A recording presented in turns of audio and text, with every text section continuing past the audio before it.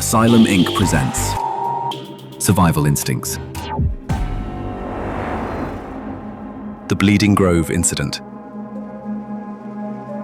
The journal pages were found beneath 6 inches of black soil, the leather binding slick with a substance that defied analysis, too viscous for sap, too organic for synthetic polymer. What follows is the final entry of Adrian Vaughan, transcribed with minimal editorial interference, though certain passages required enhancement due to water damage and what appeared to be bite marks along the margins. October 15th, day 3. Something is wrong with the water here. Wrong with everything, really, but the water most of all. We've been drinking from our reserves since yesterday morning, same bottles we filled from the truck's tank before heading into Sector 7G. But Christ help me. It tastes like copper pennies left in a dead man's mouth. Pete keeps saying it's fine, that I'm just spooked by this place. But I've seen him spit into the undergrowth when he thinks nobody's looking. The liquid comes out dark, almost black in the filtered sunlight. The trees here don't move right. That's the only way I can describe it. No wind, hasn't been a breath of air since we crossed the tree line, but the branches sway like they're underwater. Slow, deliberate. Bull noticed it first, on account of his 20 years cutting timber. And when a man like Bull Morrison gets quiet around trees, you pay attention. "Ain't natural," he keeps muttering, running his thumb along the edge of his chainsaw blade. "Ain't natural at all." The locals warned us, of course. Should have listened to old Henrik at the supply station when he refused to sell us gas for the final stretch. "Bleeding Grove," he called it, crossing himself like some medieval peasant. "Trees that drink more than water." We laughed then. Jesus, we actually laughed. The sound started around noon yesterday. James heard it first, his boy's voice, clear as day, calling, "Daddy! Daddy, where are you?" from somewhere deep in the grove. Thing is, James's boy is back in Portland with his ex-wife, 300 miles from this godforsaken place. But the voice was perfect, exact, right down to the lisp the kid gets when he's scared. We should have left then. Should have packed up our gear and hauled ass back to civilization. Instead, we followed the sound deeper into the trees, past where the survey markers stopped, past where the GPS signal died, into a part of the forest that doesn't exist on any map. The bones were arranged in perfect circles. Small ones at first, squirrels, rabbits, a fox that must have wandered too close. Each skeleton pristine, picked clean, but not by scavengers. These bones had been polished. They gleamed white as church marble in the dim light, and when David knelt to examine one, he recoiled immediately. "They're warm," he whispered.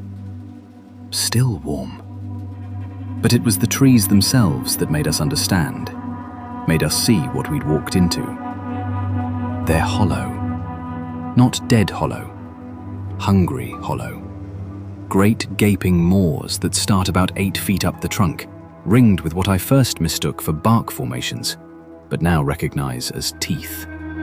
Hundreds of them, needle-sharp and ivory white, each one curved inward like the mouth of some deep-sea horror.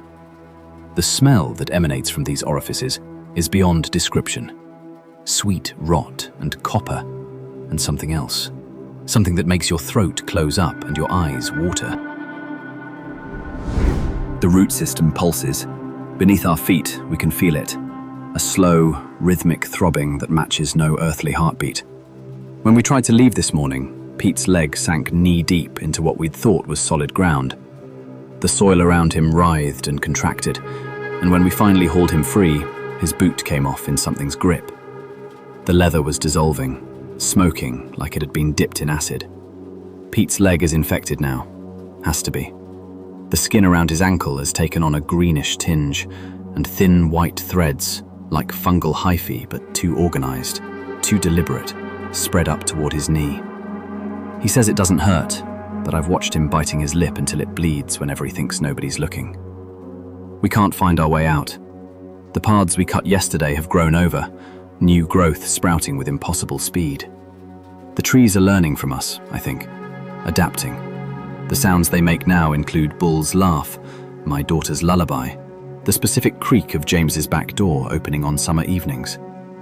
They're inside our heads somehow, mining our memories, using them against us.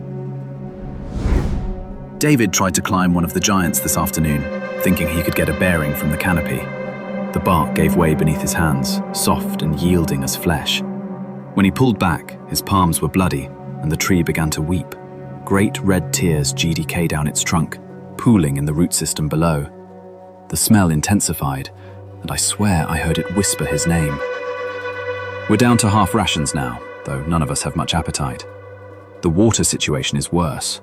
Every drop we consume passes through us in minutes, leaving us more dehydrated than before. Our lips are cracking, our tongues swollen, but we can't stop drinking. The thirst is maddening, constant, like we're bleeding out from the inside. Bull found the logging equipment from previous crews. Old chains and saw blades, some dating back decades based on the rust patterns. All of them partially digested, metal surfaces pitted and scored as if by powerful acids. But it's the human artifacts that chill me most. Wedding rings, watches, dental work, all arranged in small piles at the base of different trees, like offerings or bait. The sounds are getting closer, more personal. This morning, I heard my wife calling my name, her voice thick with the tears she shed the night I left for this job. She's been dead 3 years now. Cancer took her, but the mimicry was flawless. Even included the way she'd catch her breath between sobs. James broke first. Around sunset, he walked toward the sound of his boy's voice, despite our protests, despite Pete grabbing at his jacket. "I have to," he kept saying. "I have to help him." The trees parted for him like theatre curtains, and we heard his scream, brief, cut short, followed by wet sounds that continue even now as I write this. Something is moving in my peripheral vision, white shapes flitting between the trunks, too quick to focus on directly. My hands are cramping as I write, fingers stiffening in ways that suggest dehydration, but feel more sinister. Pete's condition has worsened. The white threads now reach his thigh, and his eyes have taken on a glassy quality. He speaks in whispers now, as if afraid the trees might hear him. "They're not hunting us," he said an hour ago, his voice barely audible above the wet sounds from deeper in the grove. "They're farming us." I think he's right. We're not prey here, we're livestock. Being prepared, tenderized, seasoned with our own fear and desperation before the final harvest. The roots beneath us pulse faster now, and I can feel them moving closer to the surface, questing upward through soil that grows softer and more yielding with each passing hour. Bull's gone quiet, has been staring at the same tree for the past 20 minutes, his head cocked like he's listening to something only he can hear. When I called his name, he turned to me with eyes that weren't quite his own anymore, pupils too dilated, irises shot through with those same white threads I see in Pete's leg. "They're beautiful," he whispered. "Can't you see how beautiful they are?" The trees are singing now, a low, harmonic resonance that seems to come from the roots themselves, vibrating up through the earth and into our bones. It's almost soothing, this song, almost comforting in its alien familiarity. I find myself humming along without realizing it, my hand moving across the page in time with the rhythm. David is screaming somewhere in the distance. Or maybe that's James. The sounds echo strangely here, twisted by the grove's acoustics until they become something else entirely. Laughter, perhaps, or the cries of newborn things taking their first breaths. My throat is closing. Every swallow is agony, but I can't stop trying to drink from our dwindling water supply. The liquid burns going down, and I can taste copper and earth, and something else. Something organic and sweet that reminds me of childhood summers and my mother's garden after the rain. The white threads are under my skin now. I can see them when I hold my hands up to the dying light, branching networks spreading along my forearms like living tattoos. They don't hurt. If anything, they're soothing, taking away the constant thirst, the gnawing hunger.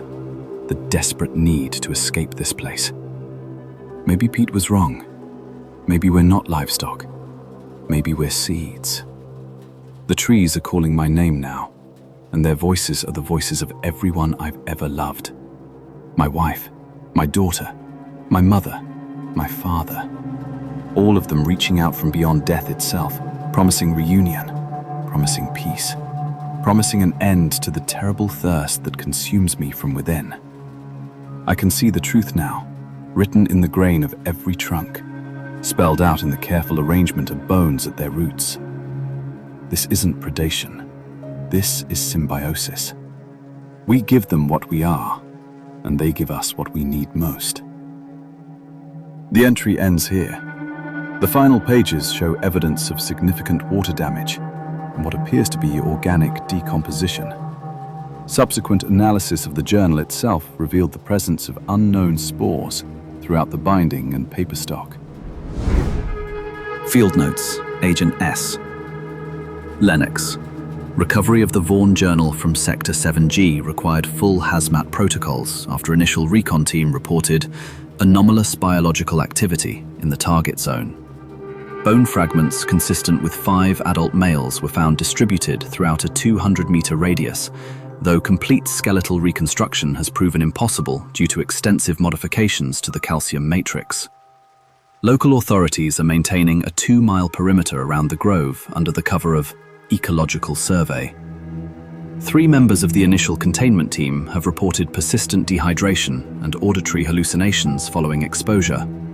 Recommend immediate psychological evaluation and indefinite quarantine. The trees continue to grow. Secondary notation: do not approach Sector 7G alone. Do not approach without full protective gear. Do not listen to the voices, no matter how familiar they sound. And for God's sake, do not drink the water. Case status: ongoing. Containment protocols in effect. If you found yourself stirred, unsettled, or just a bit more wary of shadows, consider offering a like to feed the entity that powers these tales. And should you subscribe, you may yet survive to hear the next whisper from the void.